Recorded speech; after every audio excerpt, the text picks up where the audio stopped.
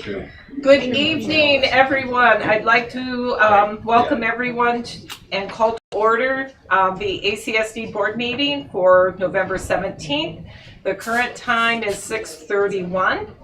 At this point in time, I would like to have folks introduce themselves. Jason, could you start us off? Jason Chance. Steve Cash. Mary Heather Novak.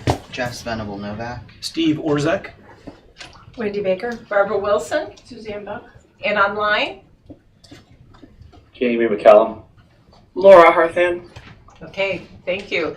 And administrators in the room. Sonia A. Fline, Director of Equity, Inclusion, and Restorative Practices. Matt Correnti, Director of Finance and Operations. Bruce McIntyre, Director of Facilities. LaShawn Marcel's Principal at Shoreham. Michaela Wizzle, Principal at Moms. Jenny Irvin, Principal at Bridport. Okay, thank you. Next up, motion to adopt our agenda. I'll move to approve the agenda as one. A second? What's up? Okay, thank you. Any discussion? All those in favor of approving the agenda as warned, please indicate by saying aye. Aye. Aye. Any abstentions? Aye. Any nays? Okay, the agenda has been approved. Next up is our first public comment period.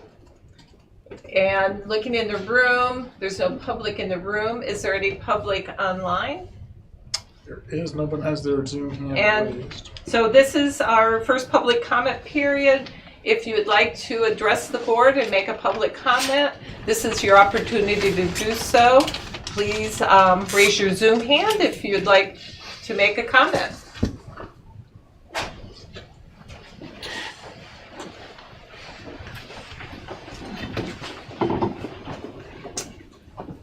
Okay, seeing none, and there is an opportunity at the end of the board meeting as well. Next is the report of the superintendent.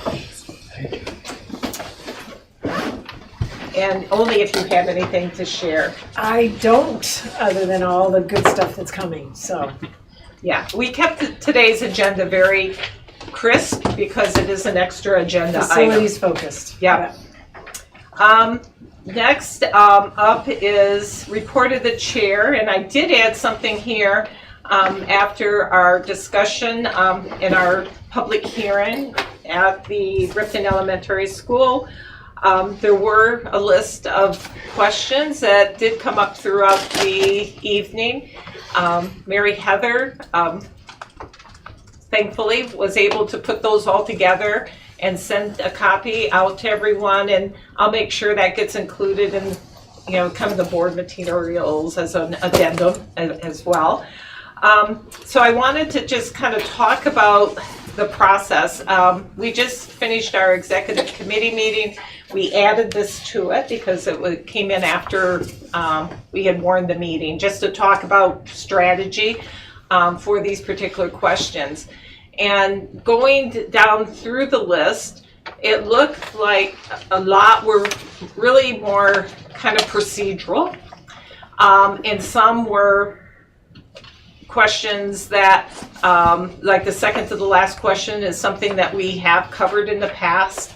It's a matter of pulling information from our public record to answer.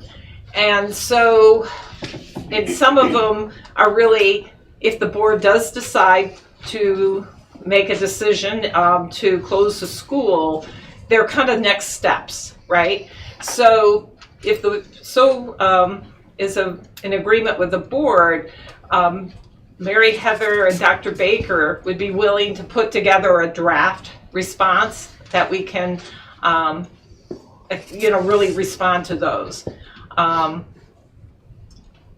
As opposed to spending board time here walking through each and every individual question.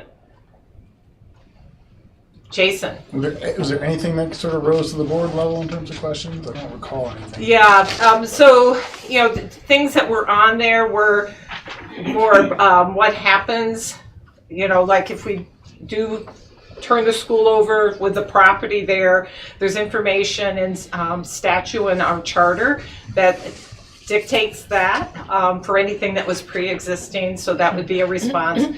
A lot of it was more just questions about process, right? Of what's going to happen next, right?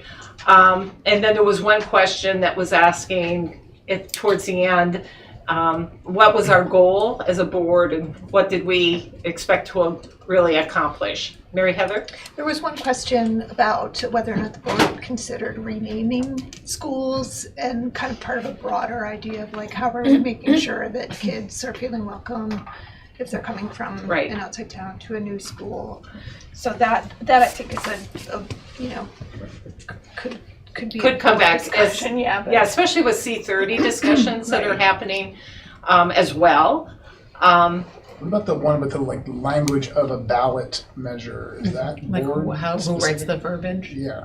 Yeah, So the first step in that would be to contact our legal advice as well as the AOE for any requirements that may exist relative to those pieces, and then present that to the board and say, what is it that you'd like to do, you know, now, based on the information that we know.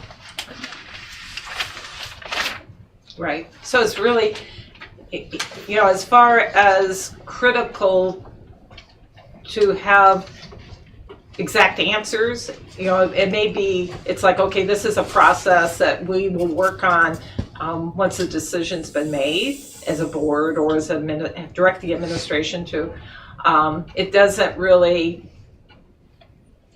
make any difference, you know, it's not really pertinent to the decision that we have to make. So it's something that once the decision is made, it makes sense that, yeah, these are the next things that we really need to address. And we may get a couple more questions on Wednesday evening as well, because we have another, right. So are folks okay with us doing that? Otherwise, I mean, we could step through the questions.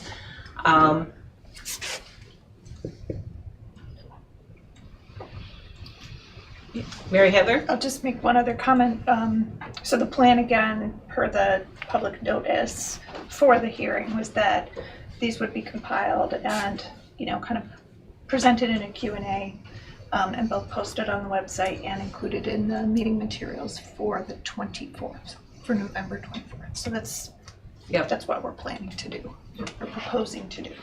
Yeah, and there was one question that we had from the first evening that we'll make sure gets added to that. Oh, yeah. Yes, that, the one that was in the chat. Yeah. And I think Ellen was about to put her Nope, hand you up. answered. Oh, okay. No, thanks. Yeah.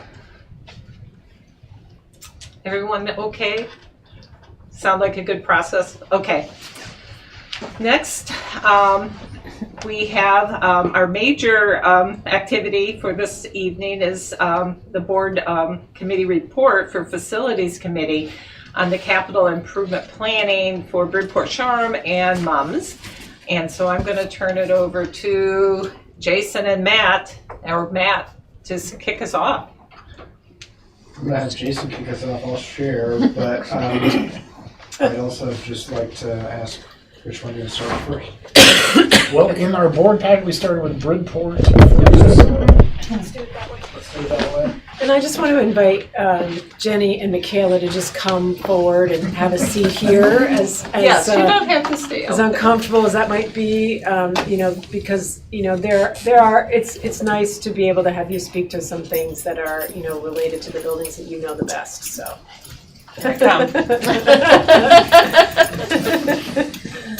All right, let's get Bridport running here.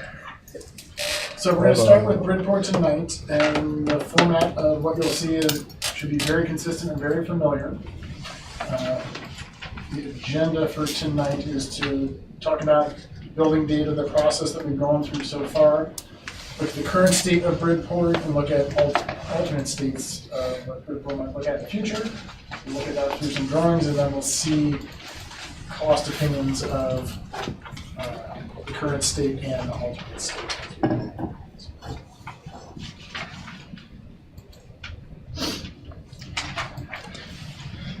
Okay, so Bridport School was built in 1955 with an addition in 1987. Current building size is 17,620 square feet. It serves a population of 44 students at present, K through 5, and another 16 in pre-K. The current capacity is 119 students. As we look through the alternate stay at the end, it would boost that to 125 students. We've done some work in that building, which brought us to a facility condition index of a 31%, which is still not stellar. Bruce, the percentage for the fair condition, was that 29%? Yeah. Where was the breaking point? Yeah, so I think 30 is the breaking point. So just, it's nice to put that in context a little bit for Right. those that don't. Yeah, it's a little, I mean, when you look at it as a whole, it's a little arbitrary. The difference between 29%, 31 is not much. Another thing that in that why is 30 the thresholds logic that might be helpful is like in the 65 to 70 range is where they start looking at like full replacement of the building as an option because of how far used up the the FCI is, and so you're not really scoring to 100 because 100 would the building would be condemned, right? And so you think of 30 as halfway to 60. That's a kind of a better logic model for charting the progress of a building as it's as it ages. So a clarifying question. So a higher percentage is worse. Correct. Yeah, it's Okay. yeah. Yep. Think of it as like the how used up is the building, Got it. or the systems of the building, and so if then you were to replace a system that contributes to that, you would lower the index. Yeah, this was higher. We put in a new fire alarm and updated the building controls, so it brought it to 31. It was higher than that in the original, building assessments. So another way of thinking about that is by investing in the buildings and through responsible repair and maintenance, you can kind of sustain something in that way. So you're not creeping up too much each year. You're just sort of holding it in its position, right? Barring anything major. Are you doing the slides? Okay. Let's see. This is yours. This is just another one of those process slides that we have shown for each one of the presentations. It's a stock slide at this point, so I'm not going to spend too much time on it. But again, it's the same process B process that we have gone through for all of our other schools. A little bit of detail on Bridport is, this process, as with most of the process B schools, started in the summer and has kind of over the course of the fall unfolded. This was one of our later ones for us to visit and turn around, so that's why it's kind of happening in the tail end of the fall board presentations. But nevertheless, here we are, and that's the timeline for Bridport. Is this one mine? Yeah, I think that is yours with a little help from My friends? for your friends. Yes, yes. So the parts that I can speak to easily are, relate to, obviously, the building currently has ample space to support its current enrollment, of 44 K-5 students and 16 pre-K students. Indeed, art and music share a classroom space, and world language is taught in the multi-age classrooms. And one of the things that Jenny pointed out as in her walkthrough with David and Matt is that, it because of where the building's located, it doesn't have a pedestrian access into the village. That's also true of Salisbury and of Cornwall in that sense. But in this case, it feels like, gosh, it could, and that is just a little bit point of angst, in terms of being in the building and working with kids all the time. And there isn't a covered area or landscaping or the lobby at the front end of the building, front entry, which is really, for those who have not been to Bridport, there's the parking lot, and then there's the door, and it looks a little bit like a side door, that you go in, and so there is not a grand entry there that says, here's where you enter, and it's very understated in that sense. So there are a few things, just related to program summary that speak to the way to make the space feel more welcoming, just because it lacks a bit of that from the outside. It's quite different once you're on the inside, but it lacks that, on the outside. The multi-purpose room, that's MPR, is small, and it's challenging for PE use, and I'll, let Jenny think about what more she wants to say about that. But I think one of the interesting things about Bridport is that actually, was used as classrooms, sometimes. It truly is a multi-purpose room.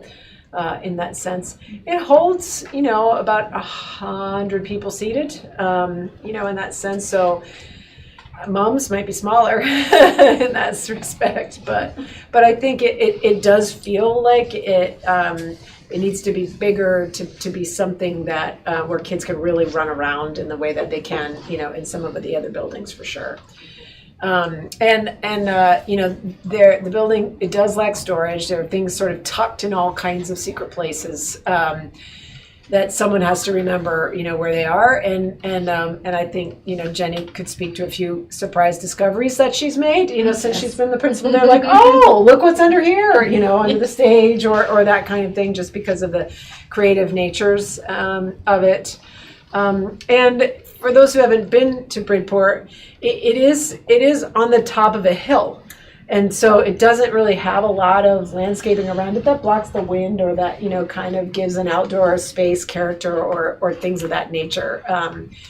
Which is fine. It's just part of the nature of that particular building. Cornwall is an example of a school facility that has a little bit more of that, in addition to the building where it is. Is there anything more you want to say about this slide, Jenny?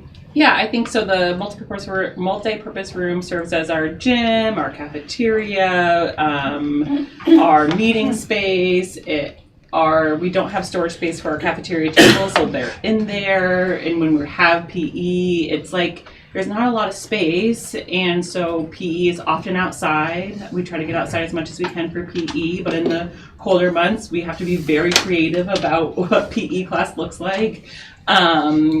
And in addition, when we do have all-school meeting or all-school events, it gets pretty crowded and pretty overwhelming in there. Storage is a big problem. We house a lot of things at Bridport. Many chairs. I found a secret storage space underneath the stage the other day. That was very exciting, with some engineered ropes and pulleys. And we're just trying to be creative about how we store things, what feels important to keep, what feels important to have in classrooms or in storage spaces, and what's most important. And the playground is very exposed. We call it the Bridport breeze. It's very cold on the playground. And in the winter months, because there's not a lot of landscaping, it becomes basically it's like all ice. Like the whole playground is all ice, and which is really fun for everyone except me and the school nurse.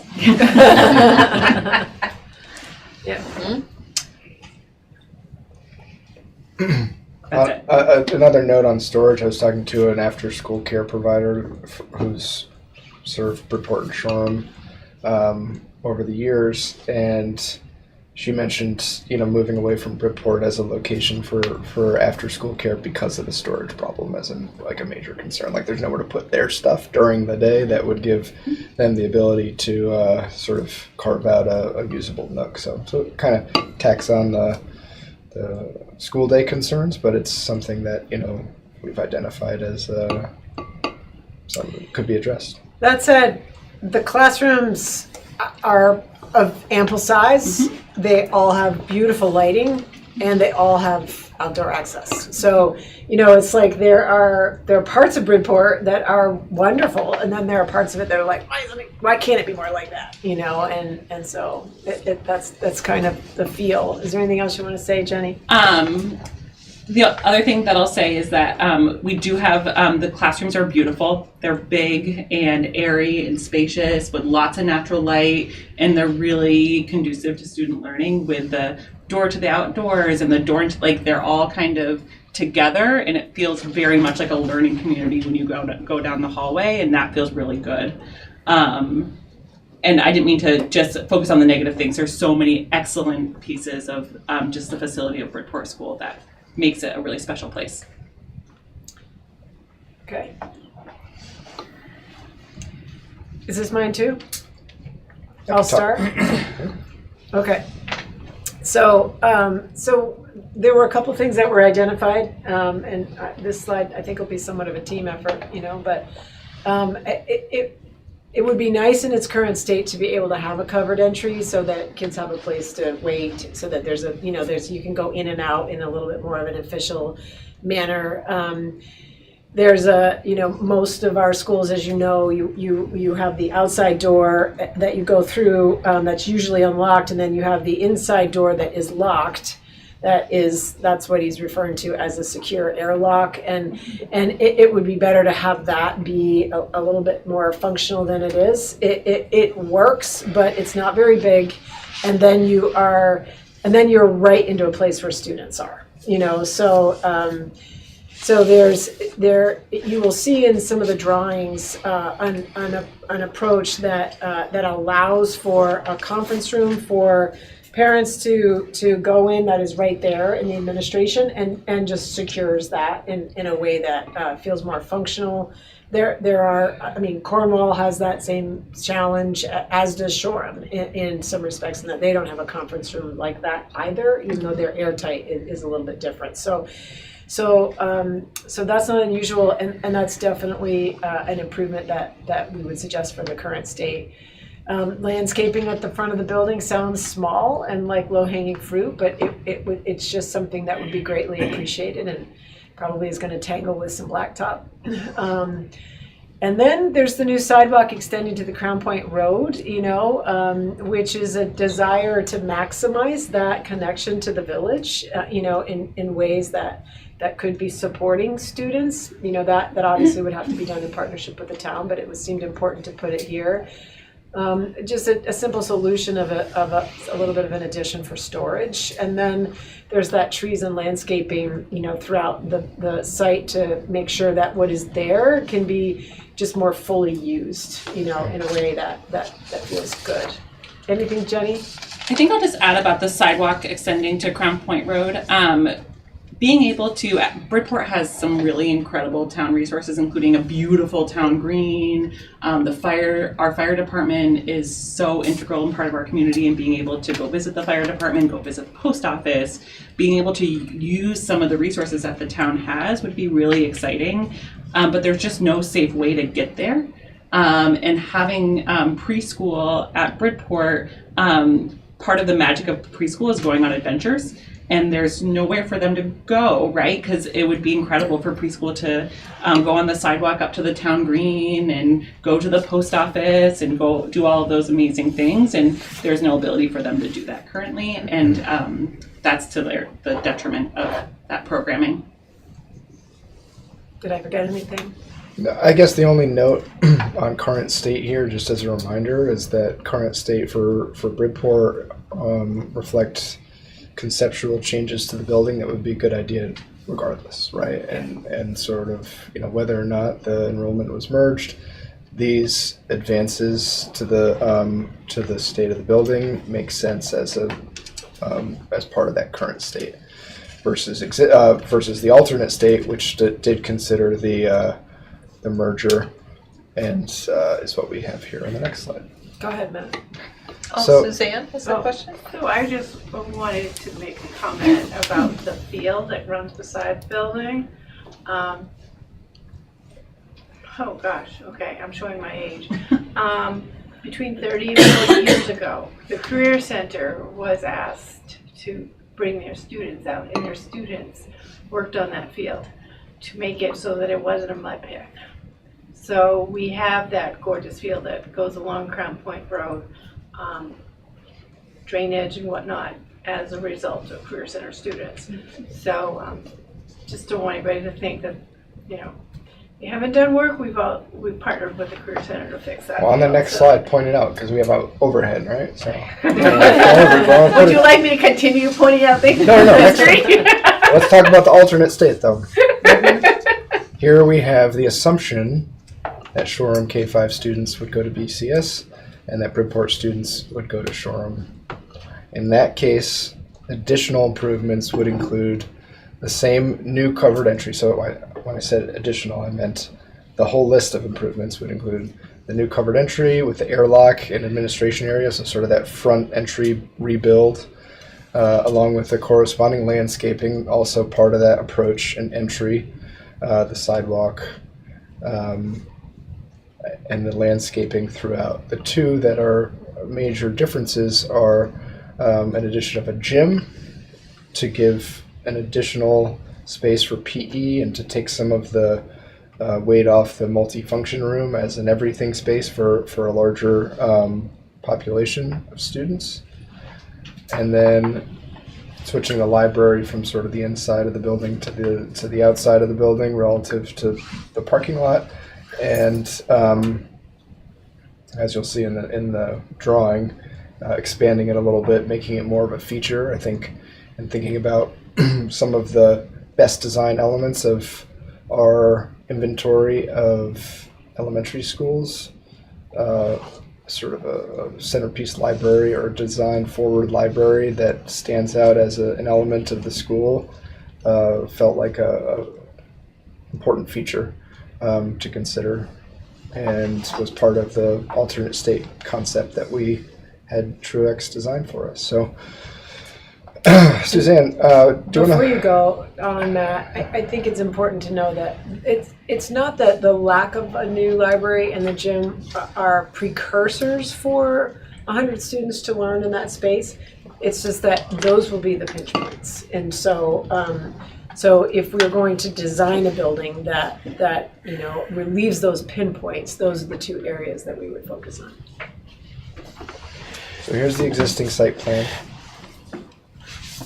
I think the field that you were talking about is down to the... It's the one that goes right along Crown Point. Okay. The other field Got it. houses the 100 to 200 sheep that come to visit every now and then. We wanted to show this as a baseline because in the current state, we see the first set of changes. So starting from the parking lot, you can see a small addition here where the covered entryway would be. Sorry, I can't zoom in on this slide. You can see the landscaped front area where it kind of extends the lawn to take some of that blacktop away. You can see the storage that's tacked on to the south-facing side here. You can see the sidewalk extender that starts to move from the school building towards the downtown.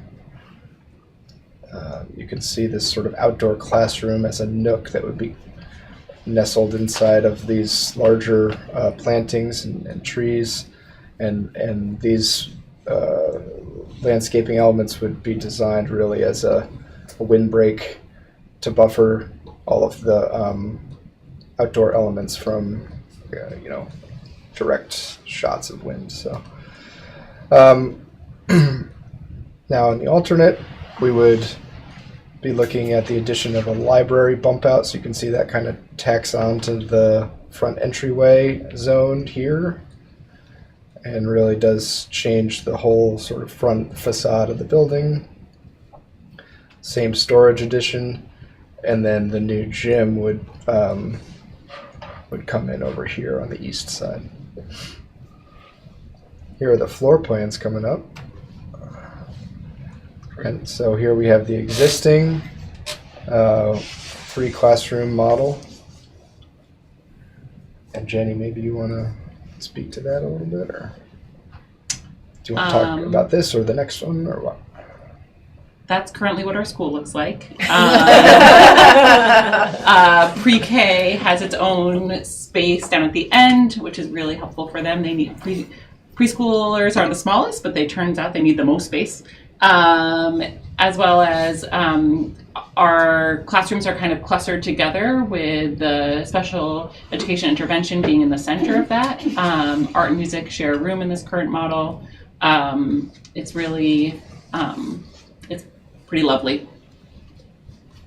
You can go next. And it would be the same next year. This just shows Besides the front entry. Here's the storage that we were looking at before, and then in the front entry, again, I wish that we could zoom in here, but you can see that the dotted line that comes out is an entry porch, so this would be some sort of decking with like a covered awning over overhead, and then the diagonal lines represent where the footprint of the building would bump out.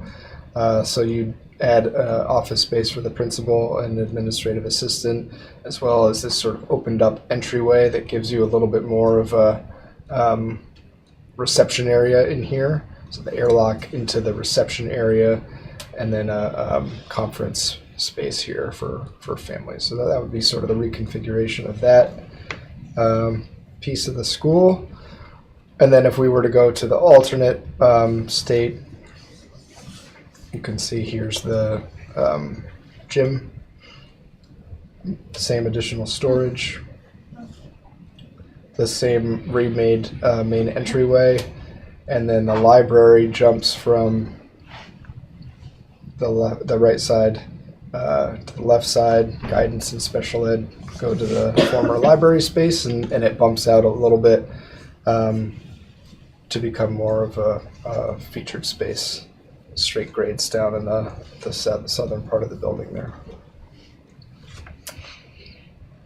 Question, in this case, where the current gym is, would that become a multi-purpose / cafeteria, basically?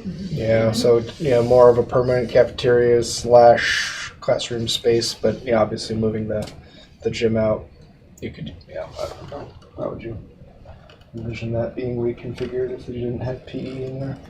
It would be used as a meeting space for classes, for often because of our units of inquiry, projects are really big, and more space to spread out for project-based learning, and our units of inquiry would be in that room.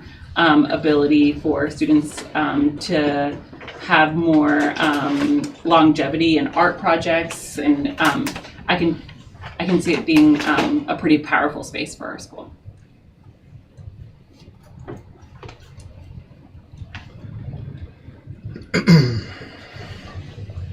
The bottom line for the current state, Bruce, maybe you can tell us about some of the pieces of updates and repairs. So, if, just as a reminder, when we say updates and repairs, we're talking about what used to be called deferred maintenance. We've shifted away from that because it really is more about like what we have identified as far as projects that need to happen and are sort of being adjudicated in over the course of every operating year. There are things in here that need to be done but don't need to be done immediately, and so we sort of identify them and put them into this zone. Right. Yeah, so we have things we've been working on. Flooring's one of them, and we have put in this style, what they call Flotex flooring, and much of the building, but there's still areas that need updating. The lighting is nice, but it's not up to code. We don't have energy efficient windows. We don't have lights that meet the current code. And while we're working on it, we would be required to upgrade those to current code. There's, outside there's some drainage issues on the roadway leading into the school that really need to get addressed. And there's, the usual suspect, doors, hardware. We do paint a portion of the building every summer. Of course, if we're going to do a fairly major renovation where we're touching most spaces, it would get repainted all at once. So there's things like that'll go into the updates and repairs. The renovation number kind of represents where we're digging into the building and we'll have to completely gut it, like the existing office is there. In order to tie on the new office that goes on the front, you'd have to get that adjacent space to reconfigure it and make it work. So that's what that 500 square feet represents. And then, new additions is the additional office space, covered entry in this, and the storage. Yep.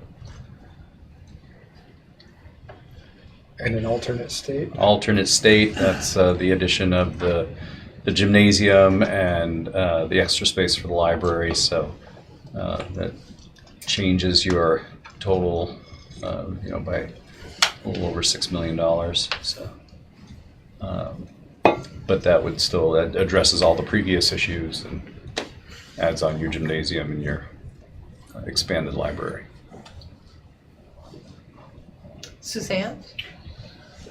All right, showing I know too much about the building. Where does the septic system fit in here? Because the last time I think that was work done was 30 years ago. Well, we had Dundon's out there last year. Okay. Well, I mean, it's like as in putting in a real. And putting in a different system. We haven't looked at putting in a different system.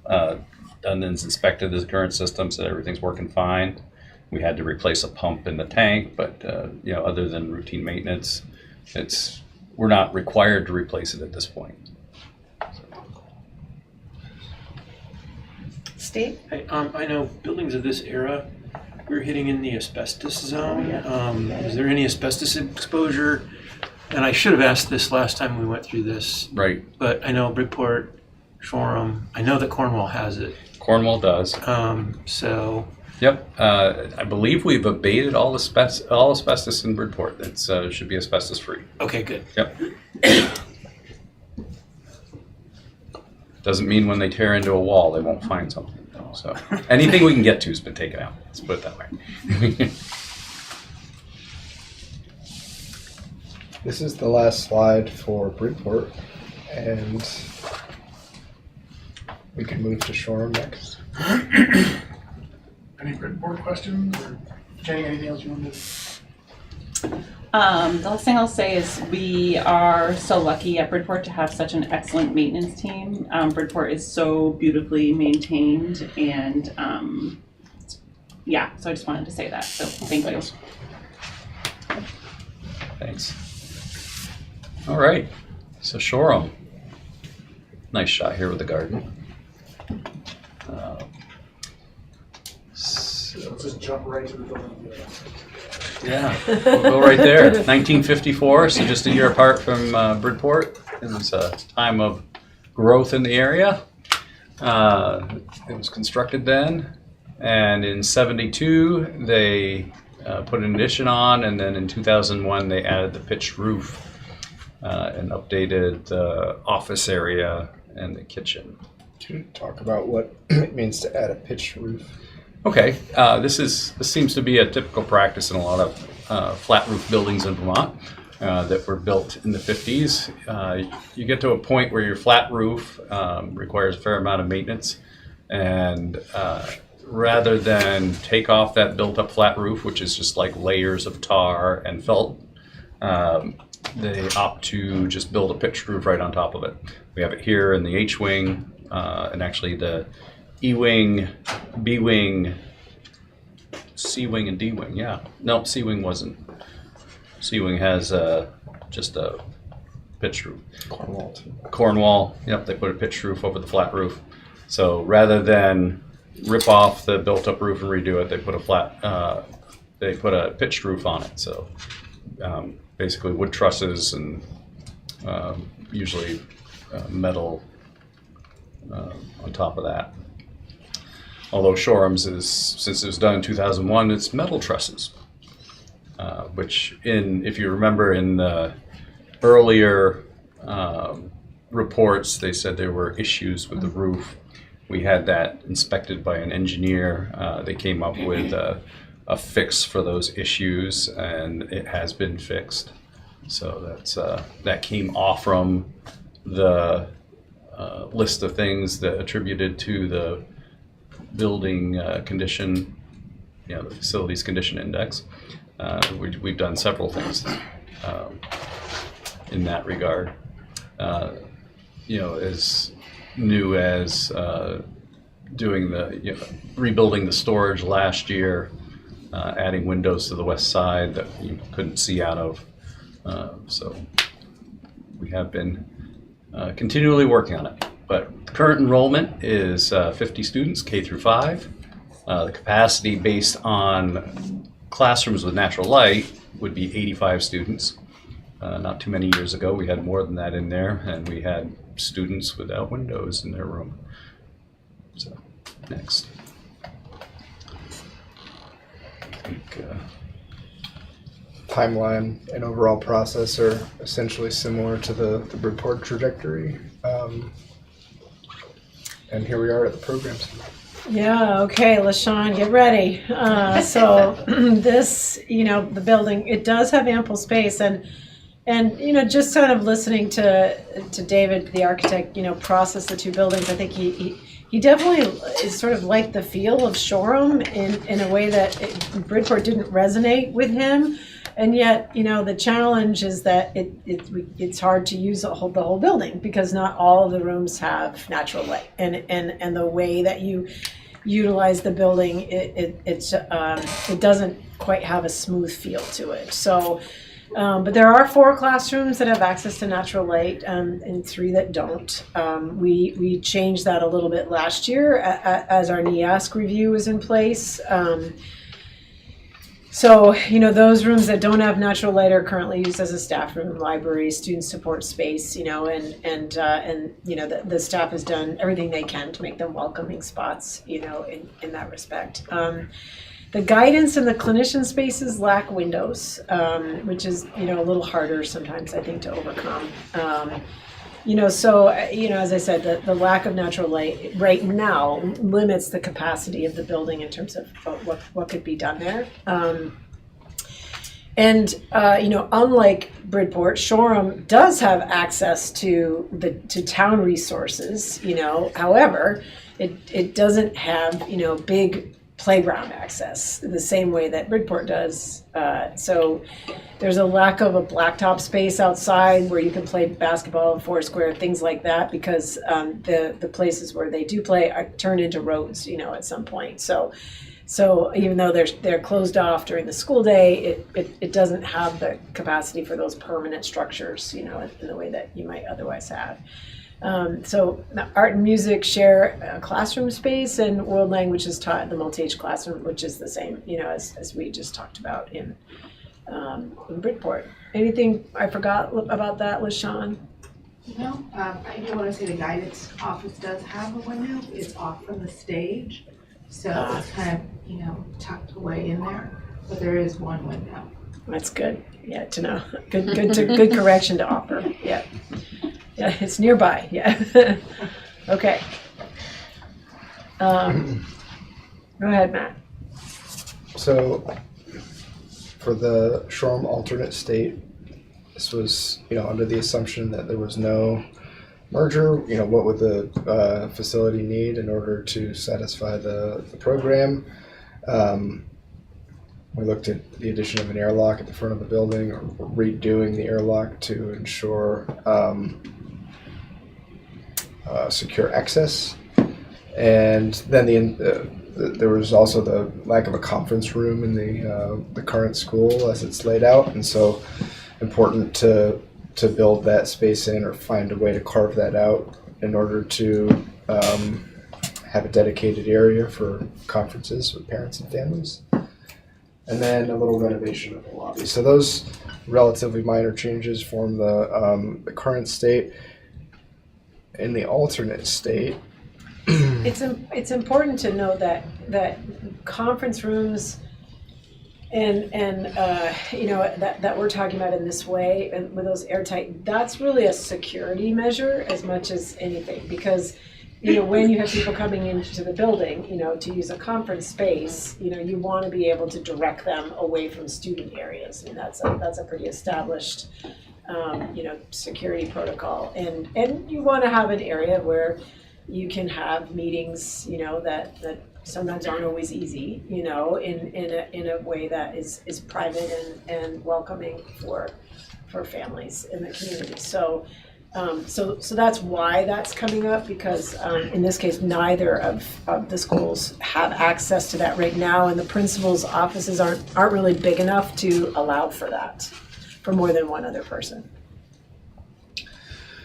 The alternate state takes the assumption of Shoreham becoming the pre-K for the two towns, and being set up to hold 2 and up to 3 pre-K classrooms and corresponding small toilet rooms for the pre-K kids to use. The facility would also need a new pre-K playground with equipment that was spec'd to the right size. And then some floor plan modifications, kind of exciting. Moving the library to the exterior wall would create this interior space that could then have the roof and ceiling removed for it, and a skylight or clear story, as the architectural term is there, to bring natural light in through the roof, and allow the interior of the building to be a sort of an atrium or courtyard area, getting natural light and allowing students and programming to happen in that area. We would also stick with the conference room in the staff area, and in this alternate state, renovate special ed and student support to maximize space utilization. So what does that look like from above? Here's the current, or existing, sorry, and the existing floor plan. You can see on the north side of the gym the new storage that was built last year. You can see in the main entrance the lack of an airlock, how it's just a single door in. And you can see the combined classroom configuration, as well as the internal library and student support zones that we have here. To go to current state would mean segmenting off a small conference room in the existing staff room. So, it's a small change, but you can see that conference room emerging, and you can see here the addition of that extra door so that you create a airlock for secure entry. And that's pretty much it for the transition between the current and existing. In the alternate, and you can see that some of the lines are just muted here so you can appreciate what's moved where, but the library would move to the exterior of the building, allowing that atrium to open up in the middle, envisioned as like an imaginative play area, so that in addition to the gym, the pre-K students would have access to that as a zone for a whole bunch of different programmatic things. You can see the 3 classrooms that would be used for pre-K here on the floor plan, as well as that student support cluster on the top side of the building, as well as the additional entry and conference space changes that we talked about. And these are, kind of to bring about an ideal, if you will. Again, the building doesn't have to have these changes in order to be able to accommodate preschool. One of the fun facts that I learned about preschool students in our inquiry is that they can go to the gym as long as they have a note for a field trip. And they can go to the library as long as they have a note from the field trip. So, pre-K kids, wherever they are, if they leave their classroom and they go to a new place like that, they have to have a written note for a field trip. So I just thought I'd pass that along. It's kind of entertaining. Yeah. Good practice. Yep. And that's why you have to have the bathrooms in the classroom. Exactly. So you don't have to have Right. field trip. Obviously. Yeah, exactly. Very good connection,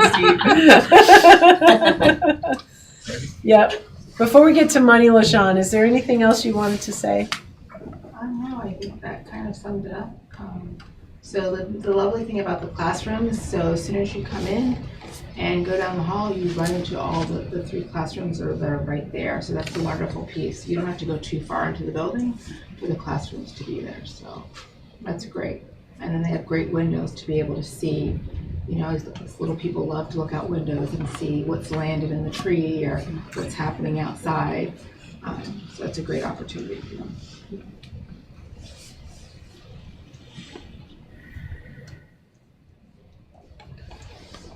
All right. So, current state, which represents the addition of the airlock, and updates and repairs. You know, things like door hardware, windows that haven't been changed yet, flooring, lighting. So that's what this slide represents.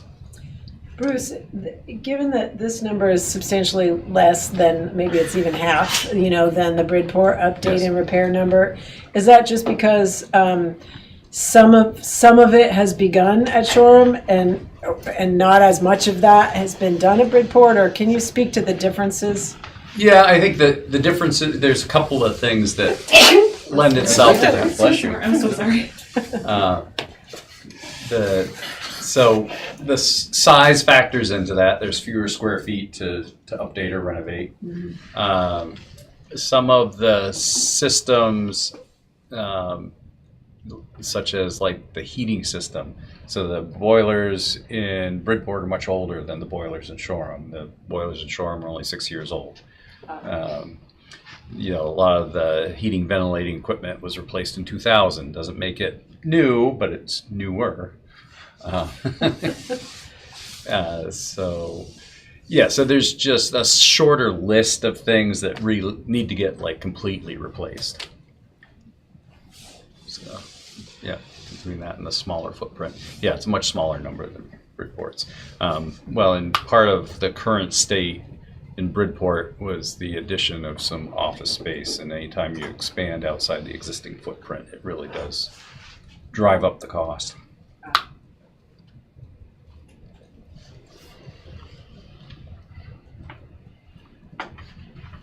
As represented here. Actually, we don't change the floor plan much, but going up through the existing grooves to create a clear story is not without a fair amount of cost. So,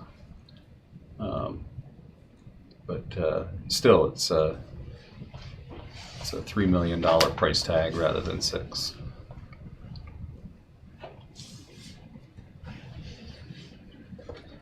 Any questions? Yes, Steve. Same question about asbestos. So asbestos has been removed from Shoreham. There's no that we can access. There's no asbestos remaining. Yep. So Jess? Just looking at the difference in the current state and alternate state, for renovations, it's like 700,000, and I'm assuming that's the atrium. Yeah. Blowing that up. Was there any exploring like what that would look like? That project would look like without it being for the alternate state, for it being for more for the current state. Like obviously it wouldn't be exactly the same because you need a classroom as opposed to an atrium. But I've definitely been in spaces where there's like open, and then from the middle there's skylights that go into the other rooms without there being full walls, and I wonder if that was explored, because it would get at the main issue, which is the lack of natural light. Yeah, I think they looked at the clear story option because there is an existing flat roof with structural members in it, and so they could carve out that space where they could kind of go up through in a large square rectangle between structural members. To get that natural light in, but to open up the whole thing would be cost prohibitive because you'd have to remove a lot of the structure of the building to do that. Jess, was your question what it would look like to bring this design element into an existing 3 classroom Current state. Current state? Yeah, like with the 3, so you would still have the 3 rooms. Like right now it's staff, library, student support. Just thinking, I mean, like based on the numbers, this building is in like much better shape than the other one. So in my brain, I'm thinking about if we're thinking about combining students, like what would be the trade-off for trying to figure it out in a building that has a new HVAC system, newer windows? Oh, you'd need a substantial addition on this building to accommodate the number of students you're going to put in Bridport. Bridport's quite a bit larger. Okay. Yeah. For like in the common spaces or the actual classrooms or? Actual classrooms. Yeah, we have 4 classrooms available with light in this building. Right, and I was thinking, what would it look like to bring light into those middle classrooms?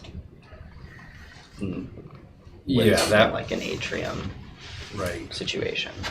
Yeah, you'd have to punch like 4 holes through the roof in each hole in each classroom in order to achieve that. And there's mechanical stuff in the way, a couple of them. So yeah, it would be. It'd make it for a much larger project. To try to get 6 classrooms in here. Yeah. Even. Yeah, I don't think you could get 6 classrooms in there. 3, 4, 5, 6. Well, I guess you could. It'd be tight. These classrooms are also smaller than. Well, like the center classrooms are smaller than Bridport's classrooms. Roughly the same on here. But. Bridport also used to be a K through 8 building, well actually pre-K through 8.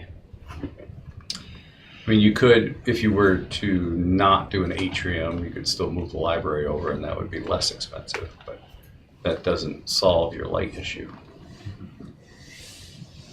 It's also one of the things, you know, if this building were to be utilized, as you're saying, Jess, that might be important is ensuring that all classrooms have access to the outside. I mean, that again, that's a safety issue. Right. You know, if you can get out, if you need to get out, that's important. So I'm not sure if that's able to be done in this configuration, but that would be key. Very Heather. I seem to recall too at Shoreham there's like steps that go down to the gym. Mm-hmm. Yes, and there now is. there's like a little elevator there to provide ADA compliance. That's not. Yeah, it didn't get drawn on this. Okay. Yeah. So nothing's changing with that. Okay. No, it's at a different elevation. So. Gotcha.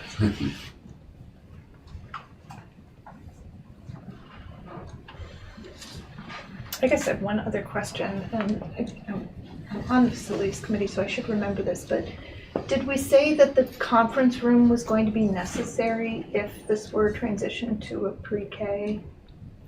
Like carving out the conference room? I don't remember if that was a critical component of doing that transition. Back and forth on it, Yeah. if I remember right. We didn't really ever quite settled. I think the architect was of kind of one mindset, and then kind of operations was in a different space, and I don't know that. Yeah. I think I heard, maybe it was, if it was already built, you probably wouldn't knock it down, but if it wasn't already built, you probably It's wouldn't not invest so in it. necessary, so, Right. yeah. Not that that saves a bunch of money or anything, Yeah, that's but it's a detail that. Yep. I have another question. Yeah. Was there any conversation about like adding blacktop playground space? Like that was one of the things listed in one of the first slides. But was there a conversation about adding? It wasn't included in any of the conceptual drawings, which is a good point. I think that the alternate state took the need away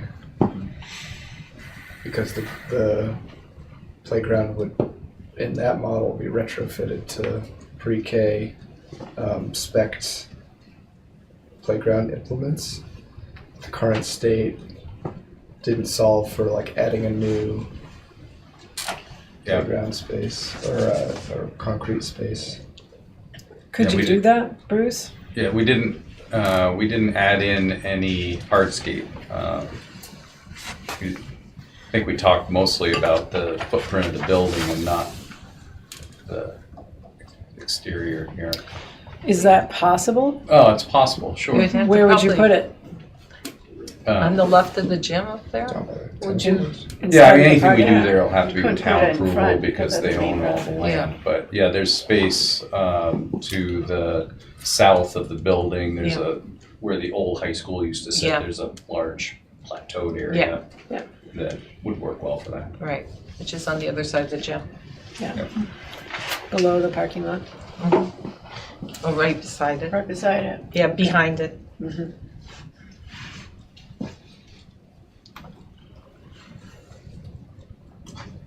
Any other Bridport Shoreham questions before we head into Middlebury?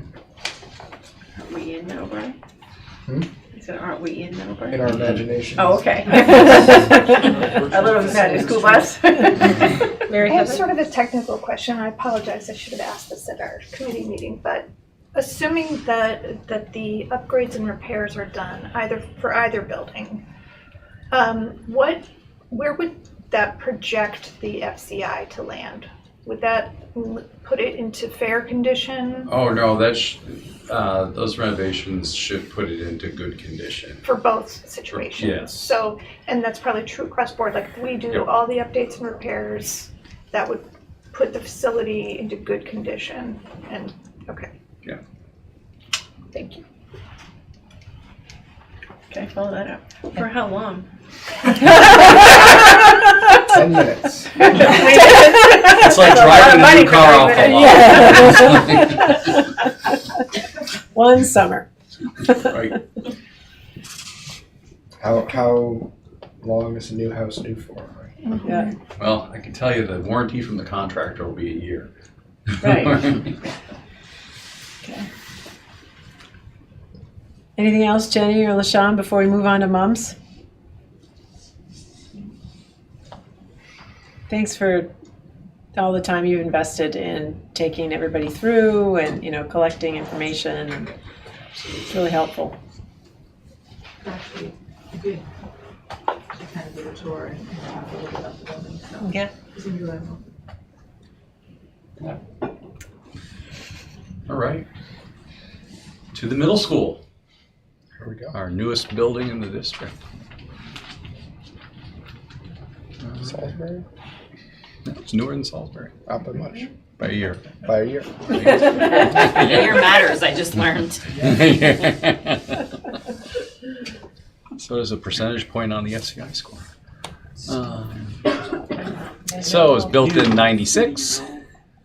I think that's actually when the plans were made. I think most of the construction happened in '97. Moved in '98. Current building size 64,750 square feet. We currently have 387 students, nice and tightly packed into a building that's got a capacity of 390. So recent capital improvements included a new roof in 2011. We redid the front entry in 2016 to create that airlock.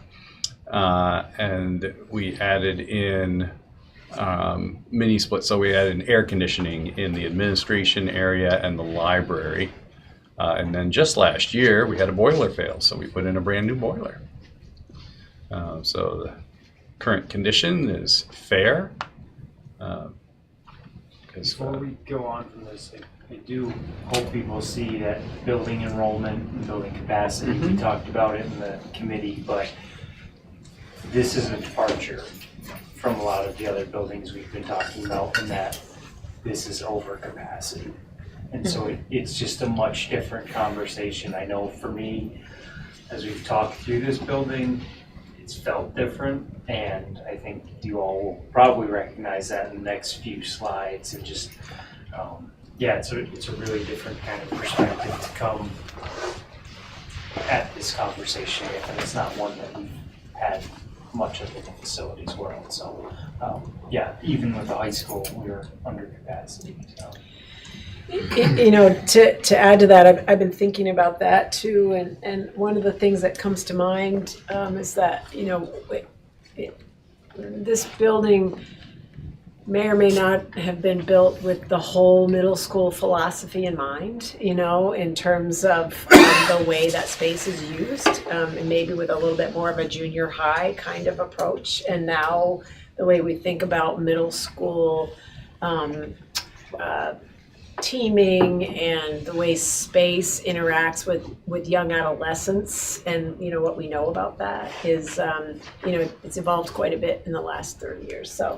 So it's interesting to just look at this building based on sort of what its intention was and what it's grown into. I will say that anything that you know, that we choose to prioritize around moms, you know, as we get to that stage, it would need to have some operational pieces around it, like a more full-scale enrollment study over time, you know, to say, okay, what does that really look like, you know, based on, you know, where we're headed, and any of those things, you know, so that we're taking this information and we're seeing how far out it feels.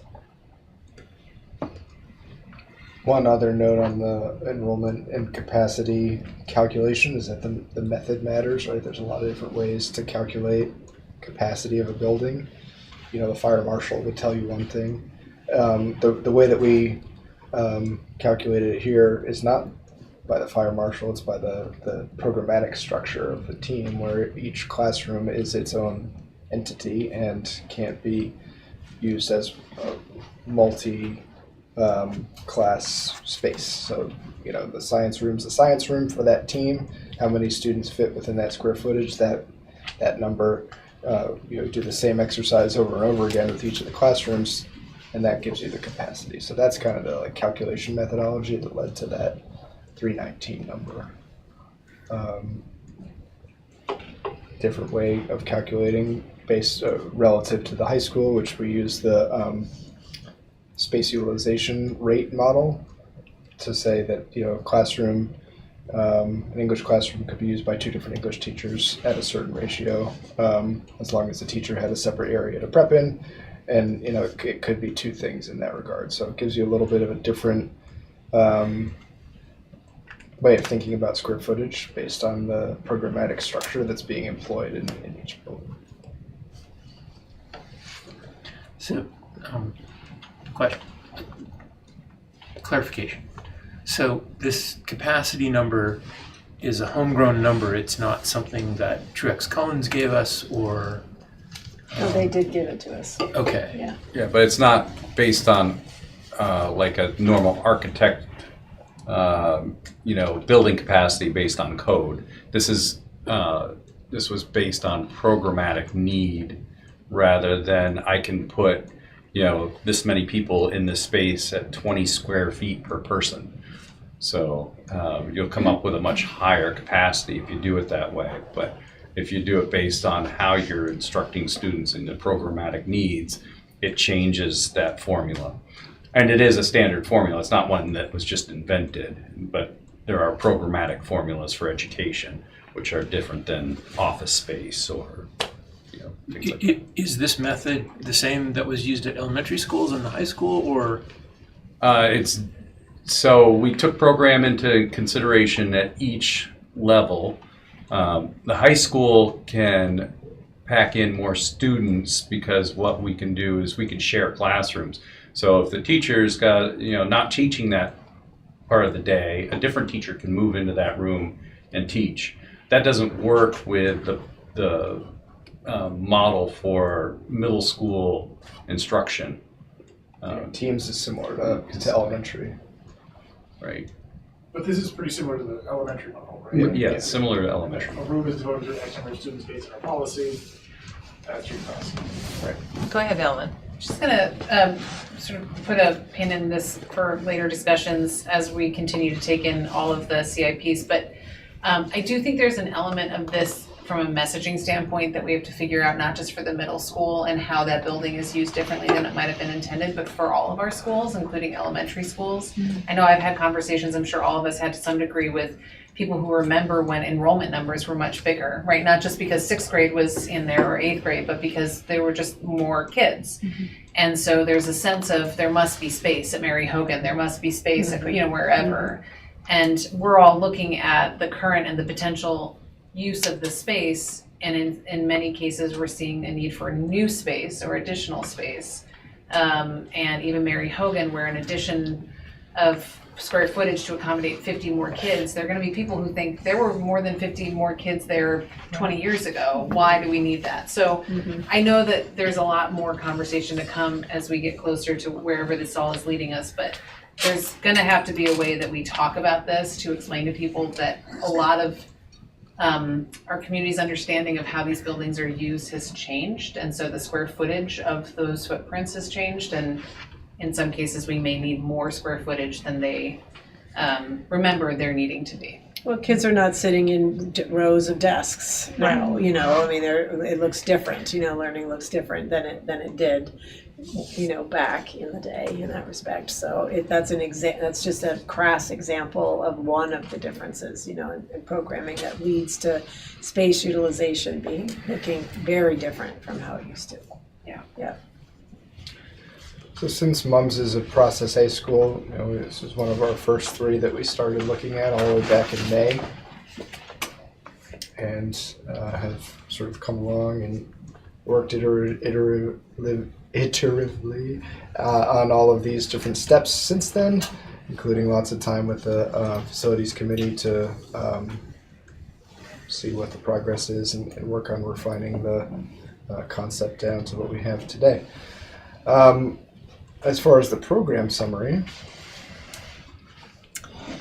So I'll give a few things and give you time to think about what you want to add, Michaela. You know, although there are not 60 students being educated in the yard, you know, right, everybody has a space indoors. The way that that MUMS needs to utilize space, you know, just creates consistent challenges, you know, that appear not only in scheduling, but you know they also appear in ways that the common spaces can be used and for what, and so it is definitely it just definitely produces some challenges to be able to move kids smoothly through the building routinely. And easily, you know, I help Michaela solve problems like, okay, we've got 60 kids in a PE class. You know, how do we manage that? You know, how do we break them up? What does that look like? Obviously, that, you know, what kind of staffing arrangements can we have? I would dare say we probably have some expenses in staffing that we might not have if the building actually were more functional. You know, so that more kids could be, you know, broken out in different kinds of ways. And, you know, the team is what we talk about at middle school. Everything functions around the team. And that's that team, common space for that team. There's a lot of interdisciplinary learning that takes place in middle school, units that are done together. And you know, that is... it's a cluster of classrooms around a common space. That's how it works best in middle school. So that's definitely a design that's specific to that age group whenever it is possible. It's an ideal design. And when renovations are suggested at the middle school level, that is the design that is preferred. And you know, one of the things that is true at MUMS is that there is not a place where the community can gather other than the gym. So when you're taking young adolescents and you are transitioning them, you know, from age 11-ish to 12, right, you know, to, you know, 13 to 14 and ready to go to the high school, an auditorium type place where they can not only attend performances and see that as part of what they're doing and participate in those, but also come there for community in a space that is more serious than the gymnasium is it's an important developmental support, and as a whole, you know, MUMS just doesn't have that. It wasn't built with that, you know, when it was originally built.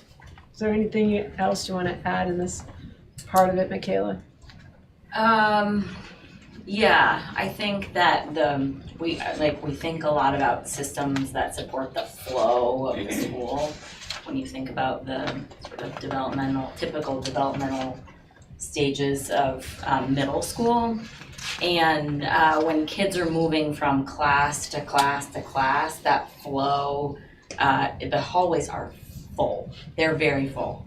But the flow kind of works. Teachers are spending the 4 minutes of passing time in the hallways, and if they weren't, it would be challenging. But when kids are moving from common place to common place is particularly challenging this year, more so than it has been in the past. So there are two, the end of the day transition and the lunch transition, where we're exiting the building to transition into another entrance because of the kind of gridlock that happens at certain places in the building. And it's going fine. It's fine. It's really fine. Kids don't like it. They have all kinds of awesome strategies for getting out of having to go outside. But it's like one example of those things that like you don't really think of until it's happening and you're like, oh no, this cannot work. So that's a like sort of new thing to think about this year. And I would say the other thing that we're thinking about lots this year is support service spaces. It'll talk about the teaming structure in just a little bit and how awesome that can be and how much space sort of drives that programmatically. But the sort of access to support services in and around the teams that kids are on, we certainly lack. And that contributes to all kinds of things that can come up for kids in middle school. So we're thinking about that quite a bit right now also. Jason. Kayla, could you remind us what the current team structure is? Yeah. So when I'm going to take you back a little bit to take you forward. So before the 6th grade transition to moms, there were teams, and those teams were looping, 7-8 teams. So kids were on the same team for 2 years, same teachers, and in many cases the same TA. When 6th grade transitioned to the middle school 5 years ago now, it was intended originally to have a team per grade instead of multi-grade teams. And those teams were about 130 students each, which was a lot. And so before I transitioned there was a commitment to add a team, which is four teachers, Lang and Lit, which is ELA, INS, which is like social studies, science and math. So we added a 4th team, and every team was a multi-grade team. And that was my first year, and that reduced the numbers down to about 95-ish students a team, which was better than before. And the challenge with that was that we struggled with collaboration. Our 7th graders were spread kind of across 4 teams. So we spent lots of time thinking about sections so kids were connected to their peers. So we transitioned away from that 2 years ago to a straight 6 and a straight 8 and a 6-7 and a 7-8. And parents, when they are sending their kids to moms, often say like, so what's the method? Like, why would a kid be in a 6-7 team versus a straight 6 team, or a 7-8 versus the 8, thinking that there's like sort of programmatic decision making behind that? And frankly, like we do lots and lots of work to section kids, but there isn't this kid would do better on a 7-8 and this kid would do better on a straight 8. So that like, it's not a programmatic design, it's the design we have with the space we have and the number of teams that we have. So we still have 4 teams, that's the makeup. Each team has about 95 students on it. And Michaela, when the students are receiving their content area instruction, they're mostly in straight grades? They're always in straight grade. Yeah. There are a couple scenarios where we have 2 different grades in PE, those 2 different grades at the same time. They're not with the same teacher at the same time, but they have PE at the same time. Band and choir, those are electives. We are 7-8 band and a 7-8 choir, so those are together. But otherwise, it's straight grade instruction. Yeah.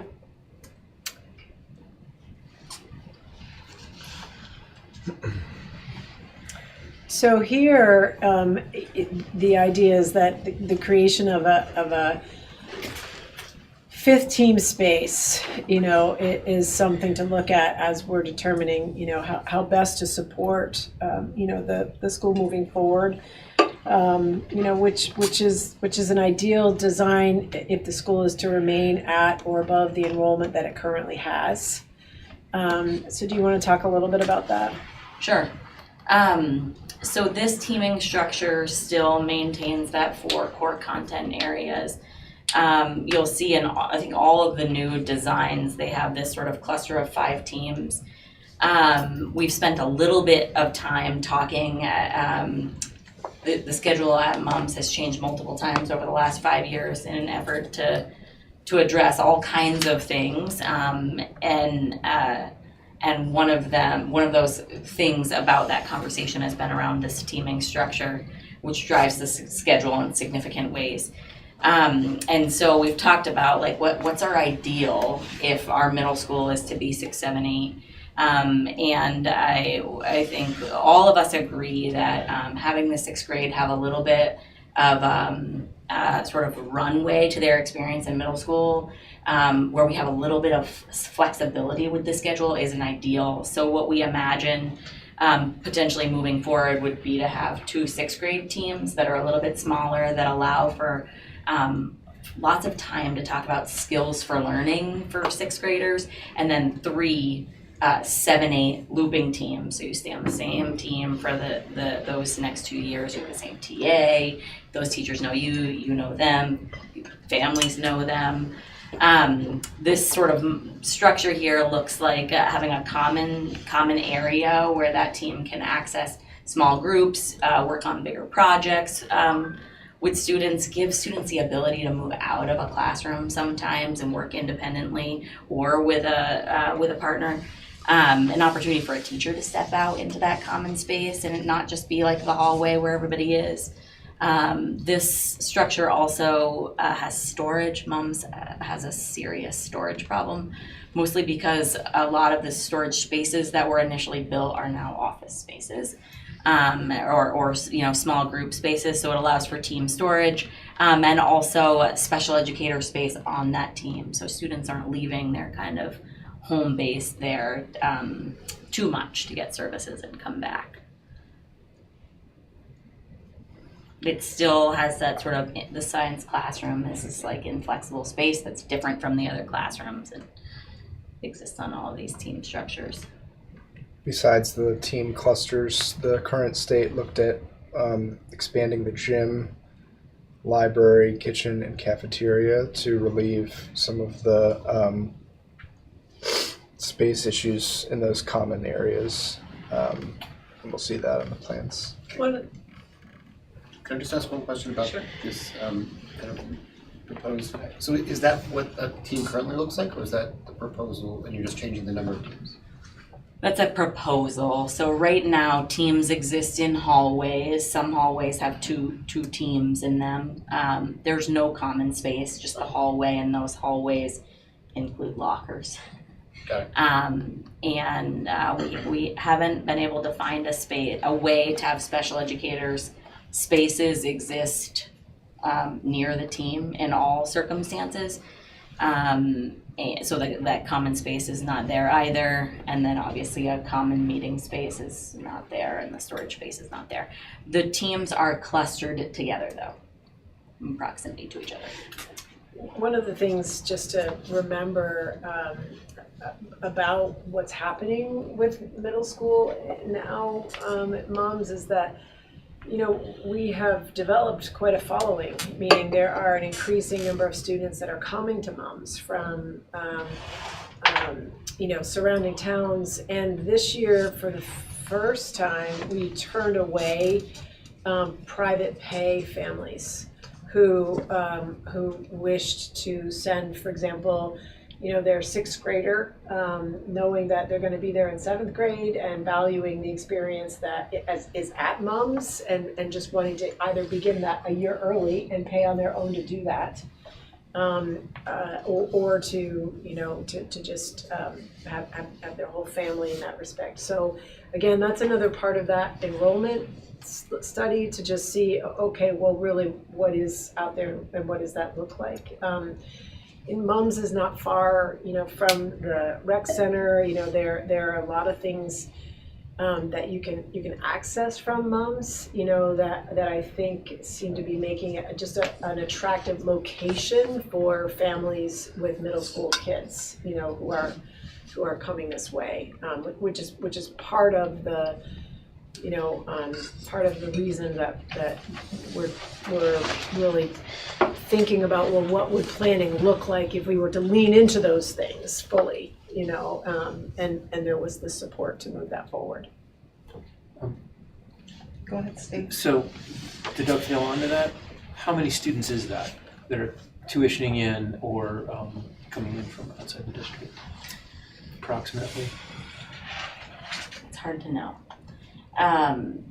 We always have about, well, it was more this year, but between 10 and 15 students that come to us in 7th grade from Hancock, Granville, and Rochester. That's pretty typical. We started the beginning of the sort of typical sort of influx of enrollment in like June at about 382, and at the beginning of the year we were at 394. So some of this tuitioning in is there's a 6th grade that they could go to, but they're choosing to come here if it's going to be 7-8. So we had about 20 students in flux in August this year, which hasn't been common. That 10 to 12 students that we've thought about in June has stayed pretty consistent. There was a host of students this year that were also doing home study in elementary school and came back to school school in 6th grade. We typically have a little bit of that, and then we have a little, some students that end up entering into home study. But we had, 5 or 6 this year, which is more than the kind of 1 or 2 that you're thinking about all the time. So I think that my sort of enrollment spreadsheet that I've had it had the number of students that have changed between the middle of June and now is right around 35. That's not all in, right? Some are also out. Some are moving, but that has been the biggest sort of ripple that I've felt since I've been there. The first 3 years, we kind of hovered right between 380 and 383. And this is your 4th year? What? 15 this year. 15 tuition currently. This is your 4th year? This is 4, yeah. So,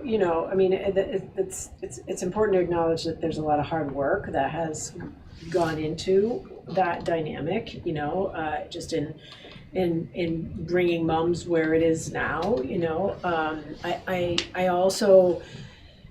I think the other thing that, if I'm not mistaken, we're seeing are more kids who are in DCF custody. There are other agencies that are beginning to understand that there are strong systems at Mums. So, when it's looking like, okay, well, where could we find a supportive place, for a student, if there are a number of options to choose from, then, it just seems as though that is a little bit more of a conversation. So again, all that is a result of good work done, right? But it is part of a dynamic that I would expect to continue as we move forward. And there really isn't another middle school of this size anywhere near us. No. So it's a bit of a unicorn, and I think that's maybe part of it.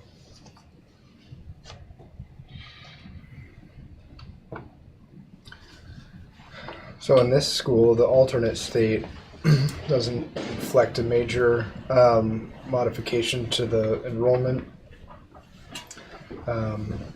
It simply adds on the auditorium and stage. So because this was an early one, we didn't have as much nuance in some of the current and alternate state language.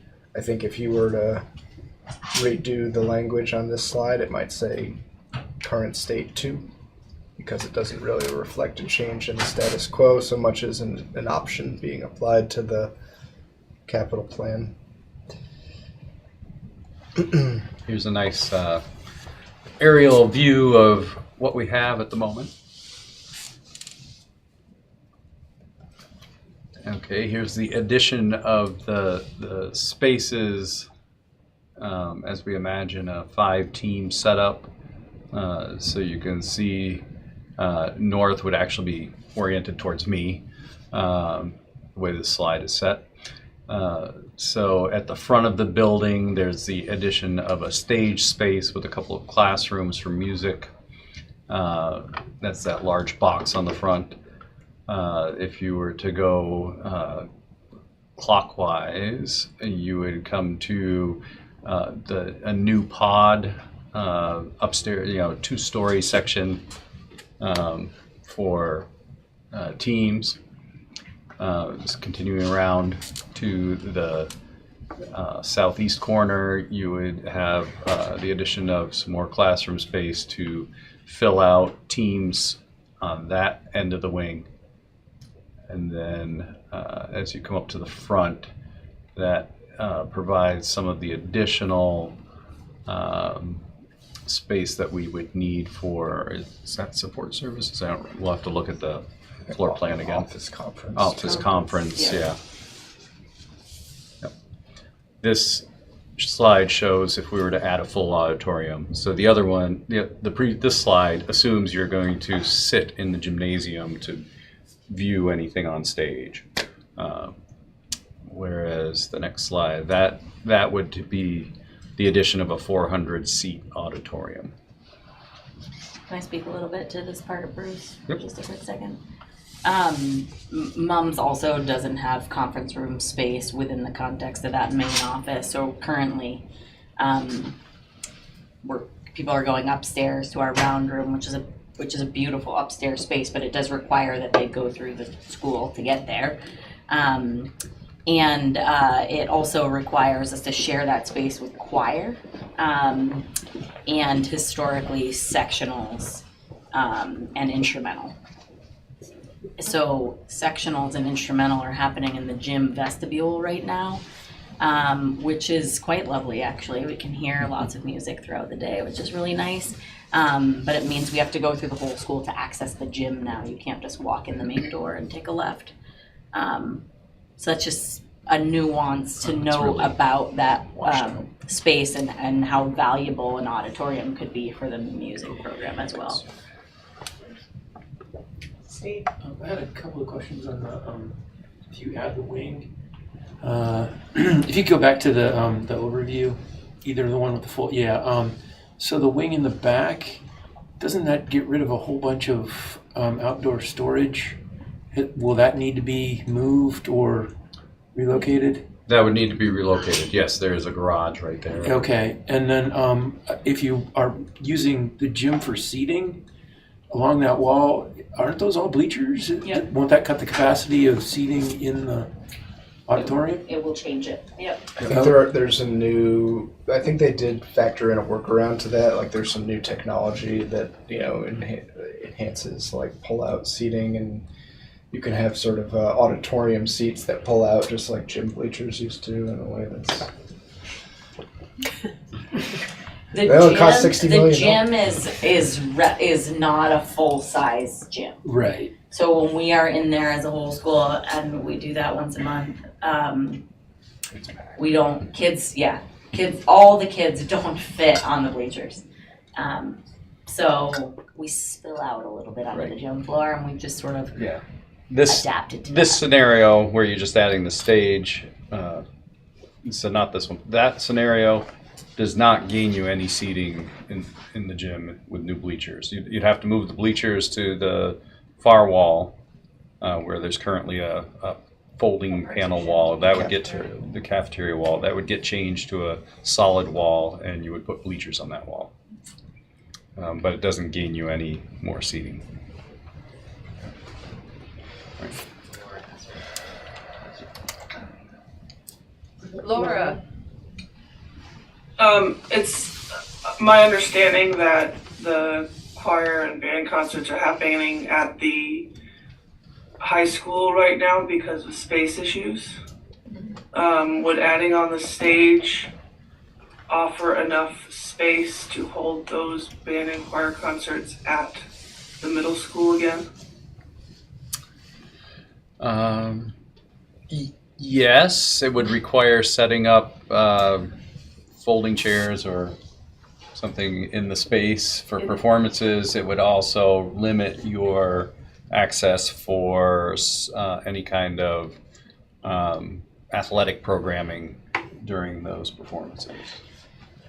Yeah, it doesn't take into account the parking issue that we currently have, which is part of what's challenging about these whole school events. I mean, we really, I've never been in a place where the community is more supportive. People show up, everybody shows up. I don't see a scenario where we could have them together and get folks, right now we're separating them anyway when we're here and having band first and then choir, or one grade first and then the other two. I think we would still do that, but we would run into some pretty significant parking challenges. Probably still. I think we have to separate. We'd have to separate them like we're doing here, regardless. And the chair space doesn't actually gain you that much when you think about all of the exits that are in that gym that still have to be open for ADA. I'm just thinking about our promotion. Right. And it is tight. Absolutely packed. Which is, it's another developmental piece about middle school, because, in elementary school, when you're an elementary school parent, you know all the stuff. You can go in every day, you're not, your child is not putting up a separation, guardrails between you and the rest of their lives. As the kids get into middle school, then it's like, oh, this is my time to be there. And so it is a real place of engagement, around that. And that is an important part of the way that the building functions in the district. It's also, remember, the first time that everybody comes together, from all of the different towns. And so there's a curiosity about all that, and what does that look like? And I think, that's just part of the role it plays in our continuum. Our mixed team, so design, product design, digital design, and visual art, have historically had exhibitions also around these concert days. And when they're here, it's really hard for them to set up those exhibitions when a concert's happening. But if we were able to make it work, even if it was, we had to separate grades, you could set things up and it would be just fine there. So that's a thing that mixed team teachers have talked about also, in terms of getting performances back in some way to mums.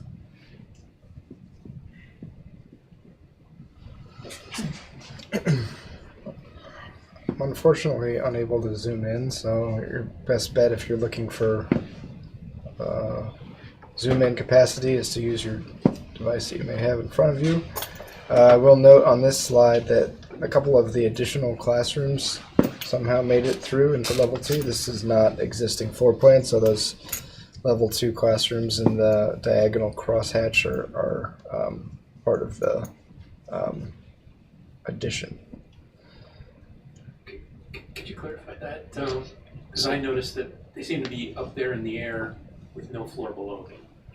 They shouldn't be. Yeah, they shouldn't be there at all. They shouldn't be on that slide at all. Right. Correct. Not some sort of new anti-gravity. Yeah. Which is another $4 million. Right. Throw it on the pile. Okay, so here we can see the current state floor plan, which does sort of lay out that programmatic vision of realizing the 5-team model. Starting on the left, level 1, you can see sort of that new wing, teams 2 and 5. That would be a stacked 2-team addition. Pay attention to the left corner of that, because in a different drawing where the a full stage and auditorium is realized, you do need to come back in and add another classroom there. The reason that we were able to take the classroom off of the left top corner is because with this non-auditorium stage, band and chorus get their own little classroom spaces behind the stage to sort of make that function as a musical arts hub for both classrooms and for the stage. Obviously, there's some conversation around if you could do that something similar with a proper like auditorium space or not, but just pointing that out. And then on the right side, you can see here's where we'd have stacked teams 1 and 4. Each team has those same cluster of features that we looked at on the sort of the grape slide. Common hub, 3 classrooms, a science classroom, a special ed room, storage space, and a conference area in each case. Moving upstairs, you can see here's they cut off the upstairs. So this is shown as teams 2 and 5, teams 1 and 4 here on this wing, and then team 3 would be upstairs in the front of the building with a new science room sort of built out over the entryway, and so some of this new space underneath it on the ground floor to expand conference capacity adjacent to the front office. Some of the spaces that aren't part of the teaming cluster are kind of a TBD on their usage, but I think that you can see there's one unassigned here. I think by and large this plan realizes the 5-team program and sort of some of the breathing room necessary in the common areas of the building to sustain that capacity of student enrollment. Right. The next slide that we'll look at just to compare is the full auditorium. We looked at 2 designs of the full auditorium, one that kind of came straight out, the other one that comes on at an angle. The angled one keeps the approach to the front entryway a little bit more open and accessible and a little less boxy as you're coming up to the building. So that's why that one got selected for the presentation tonight, but just wanted to let you know that there were 2 options there. You can see that extra classroom has made its way into the top left corner, so now we are constructing a wing that has the whole team built one on top of the other there, and then the right side wing is the same as in the first design, and team 3 is the same as in the first design. So obviously there's a lot of moving pieces and programmatic ability to move this for that and do some of the fine tuning, but this is the sort of the roughed out broad strokes of how you could create a sort of repeating 5-team architectural model that gives each team the same configuration of classrooms and common spaces. Before numbers, do we want to do any more?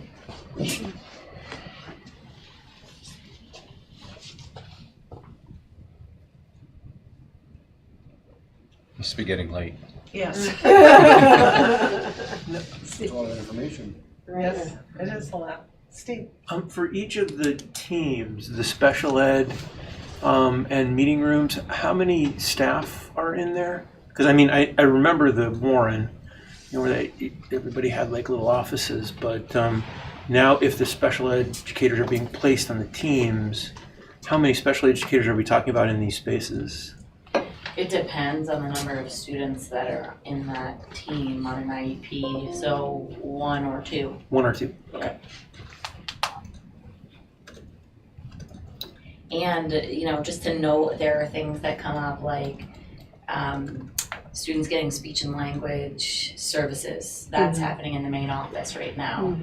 they could do that in this space. When the evaluation team comes and evaluates or reevaluates students, they're doing that in the counseling office currently, just because we have a school-based clinician that's out. They could do that in this space. So there's other things that kids might use that space that are related to student services that are just happening in other nonsensical places right now because they're places that are available. So I imagine that being used for a few things.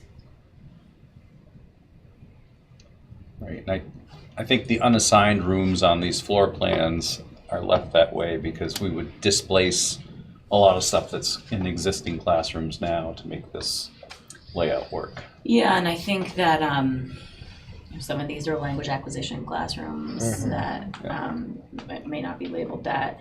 The old faculty room from like the original faculty room, right, has been cut. It was cut in half. Now that's been cut in quarters. The library was, retrofitted. There was construction in 3 rooms this summer to accommodate some things. So some of this might be moving away from those spaces being the space that students are learning, and making sure that those spaces where students are learning have learning tools in them, like an interactive whiteboard and space for a TA to actually meet, and those kinds of things. So those are things that we make work, but there's TAs meeting in all kinds of places, and it'd be really great if they could project the daily bulletin every day and those kinds of things. So those are things that are harder to see, hear, and imagine, but impact the way kids experience their day. Tricia. Small thing, but what life skills and living arts are on the alternate state?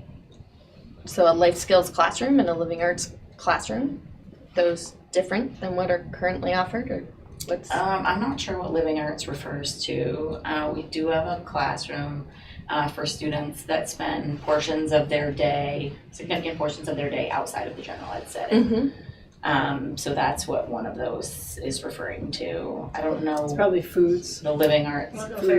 Foods, the student kitchen. There's a kitchen in that area. Maybe it's what is currently connected to the health room. It actually was, that's connected to the point I was going to make, which is, one of the other things that happens in middle schools, if you're truly doing a middle school model, is that you have experiential classes for kids. Like there's a lot about now even bringing career tech programming down, with those partnerships, because that's really where kids are developing some of those passions and whatnot. So you have more pressure on spaces to be able to accommodate more types of things with bigger bodies, and yet need to be constantly developing community in a variety of forms due to their developmental ages.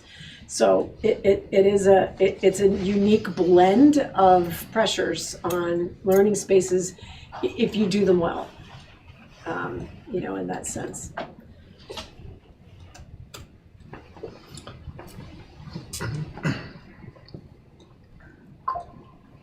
I just have one last question, just maybe to underscore a point, but in this model, Michaela, the sort of transition from class to class, for the most part, these kids would be taking all their core classes within their team, so there'd be less sort of like transition in the hallways, so it relieves some of that traffic in the hallways.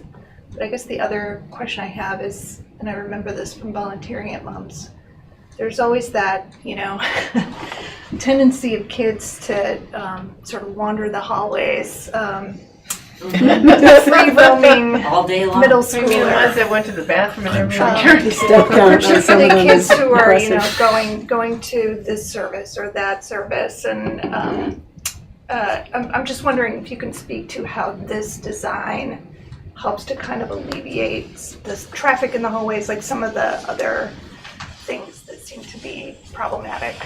Yeah, there's a lot of nuance there. So one of the challenges that exists that is sort of addressed in this is that there aren't really the correct number of lockers per team in the area around the team, right? So there's always that's always an excuse to go to the locker that for some kids is right there and for some kids is far away. So that sort of addresses that here.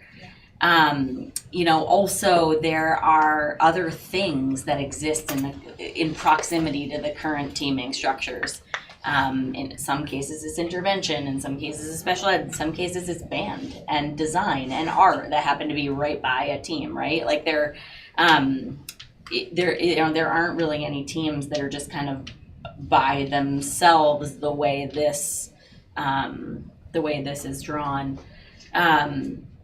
So I think that's a piece of it. I also think that when the team exists in a cluster like this, where lots of kids are learning is happening in one place, that team becomes more cohesive, and it feels like it's a community. And I would say that the teachers at MUMS do absolutely the best they possibly can to create this culture now, and it's hard.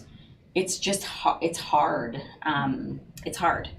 I think that's one dynamic. I also think that currently the way things are structured, our entire schedule rests on every single kid being in a place, every single kid having a place to go that is really tightly interwoven, and having 4 more kids in I was panicking about enrollment in August. 4 more kids throw wellness or language acquisition, and that throws the whole entire schedule into orbit. It's really, everything depends on everything else. In a structure where we're potentially adding another team, could mean that the schedule that some students have is different than the schedules that other students have, which means that every student isn't in the hallway at the same time.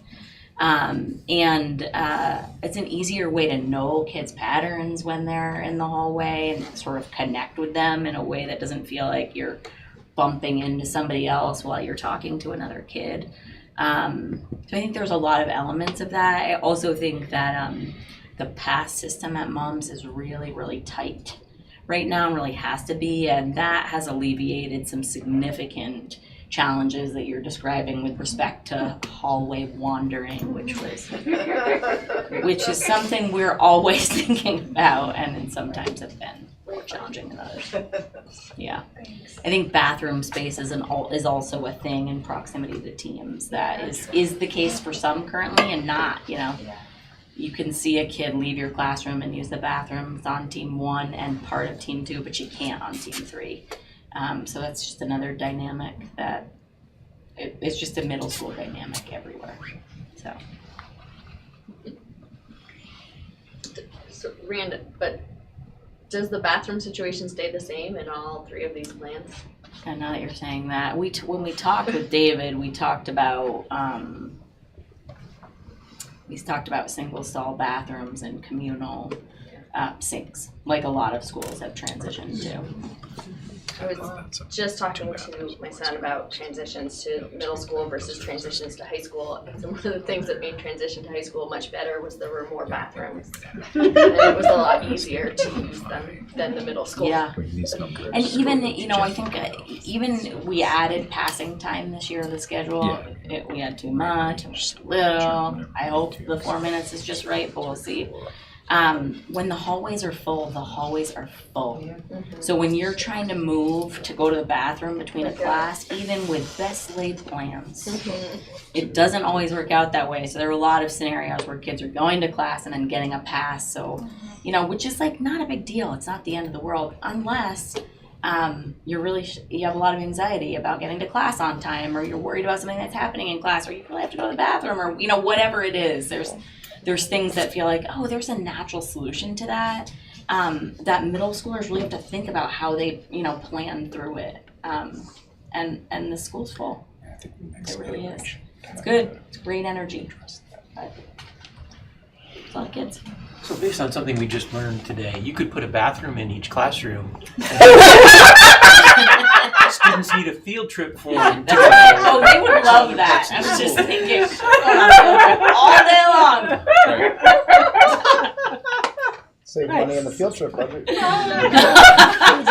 is a field trip. Like truly.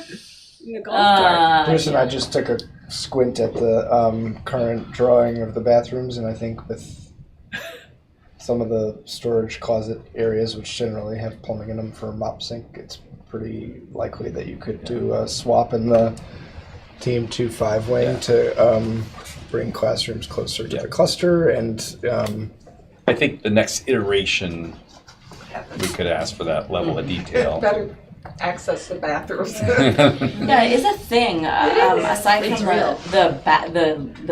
the nurse's office, we do only have one single stall bathroom in the school. Yep. And it's not on trend. No. Yeah.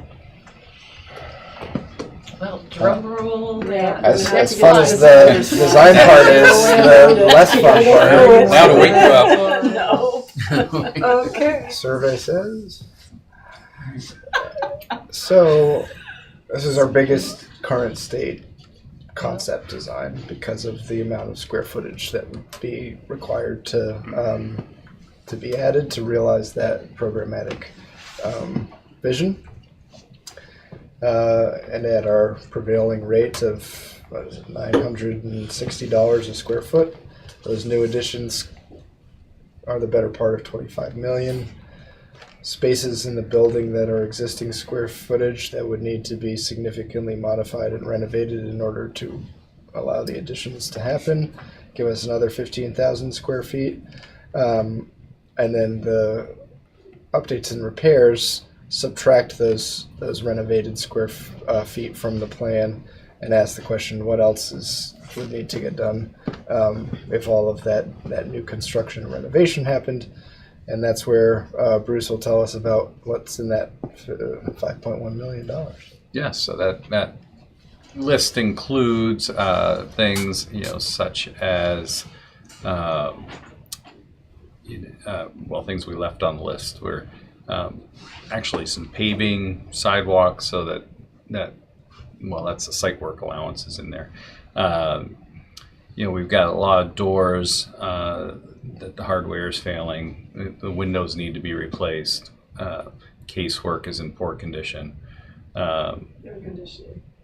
Air conditioning is a big thing. If you visit the middle school on a warm day and head upstairs, make sure you're dressed for hot weather.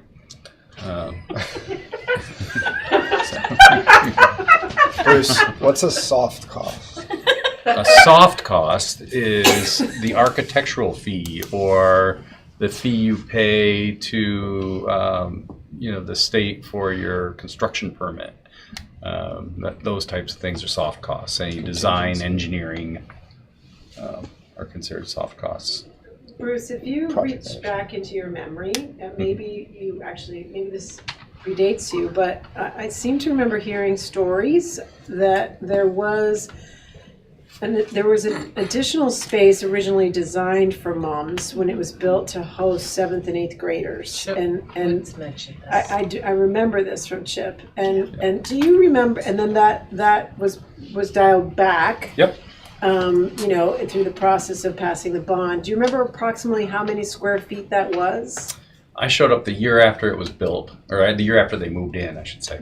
I don't know the exact square footage. I do know that the size of the gym got reduced. I do know that they left 4 classrooms off of one wing. Yeah, that top wing would have top had wing's one more 2/2 classroom. It would have Right. looked more like an E. I Yes. With Yeah, the- it would have been a little more symmetrical on Yeah. that other end. Yeah, so they did some a lot of value engineering to fit it within the budget they had. Mm-hmm. Yep. Thank you. And here we are. Right? Just a quick reminder, that first cost slide was not the full auditorium, I know. just the Thank you. stage addition to the gym. Right. Doesn't have the auditorium. This is the one. Yes. It's only $4 million more. I know. Yeah, That's what's not 4 small. million That's here? That's right. Seems like a bargain. I mean, why would you do one and not the other? the Stalin quote of the death of one is a tragedy, the death of a million is just a statistic. Yeah. The first million was a tragedy. We're now at The 45th million is, We're kind of, yeah. David sent me a summary slide or summary list today that takes everything that we've presented and puts it all together, and we're at the high end on the alternate states, just around 200 million. Oh my God. Yep. But that is not, but the alternate states are also bringing the buildings up to a capacity that, is envisioned in some cases, right? And brings a lot more money into the district in that respect. I mean, it's, that's a whole other can of worms. So, I think it's Regional just, high school. right, it's just important to keep some of those things in mind. I think I want to jump back to what Steve opened us with this conversation about that, because this does say alternate state, but like this really is to meet our current capacity roughly plus or minus a little bit. Like this is not like a big enormous influx of 200 kids coming to the high school. This is like accommodate pretty much what we have today in the building. And a nice auditorium. And a nice auditorium. I mean, I also will say, in terms of kind of systems thinking, middle school is that time when all the students come together from various towns. And if that is the way the system is supposed to work, in my opinion, we have got to get good at that approach. Agreed. If you're going to have an approach to how you're going to do things, you should do it well. Otherwise, you should find a different way to do it. And so I just think like people should really think about that number, because that of the numbers we've seen, that is one of the realer ones potentially for me, which that is a huge number. I get that. But I think there's also some reality. I do also just want to acknowledge the educators in the room, and I really appreciate you all being a part of this and bringing your comments to it. I can't imagine it's easy to go in front of a school board and talk about a building that just came with the job.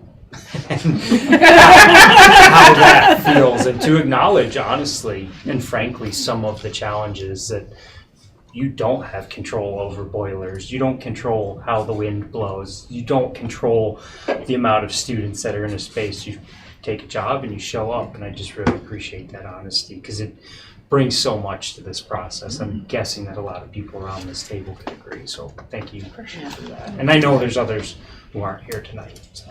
Thank you, Steve, for that. That's ditto. Definitely. While we're thanking people, Mums is beautiful, and it's beautiful because of the facilities folks that take care of it every day. Really do a great job every day. Well, just don't forget yourself in that.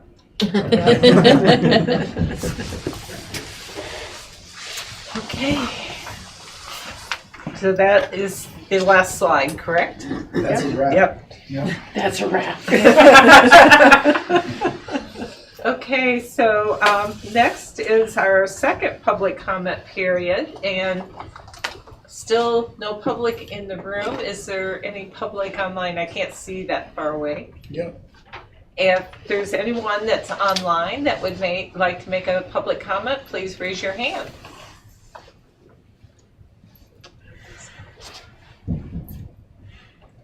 No questions? Okay. After that is board reflections. Steve. Yeah, continuing on the topic of facilities and knowing that more conversations to come and decisions to figure out. I do struggle a bit to find the through line on some of this. In some situations, it looks like numbers of students in classrooms or schools might be driving things. In other situations, it may be student outcomes. In others, it may be capacity. And in others, it may be facilities. And I'll be very curious to see if in that decision-making there's some amount of alignment around things that emerges or not.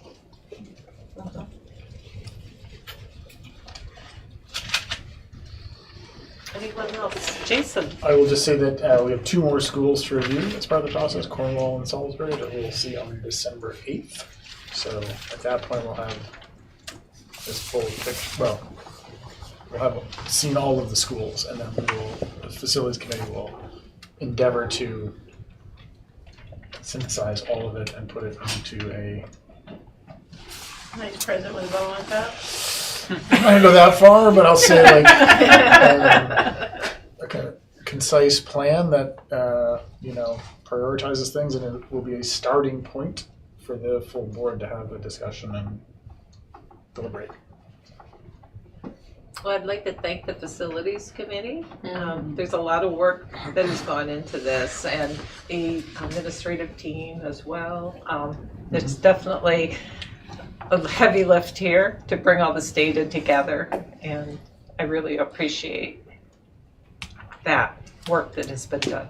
I'd like to thank the facilities committee members for their infinite patience and flexibility in scheduling. It's a lot. Yep. Anyone else? If not, I would like to entertain a motion to adjourn. So moved. Second? Second. Okay, so we're adjourned.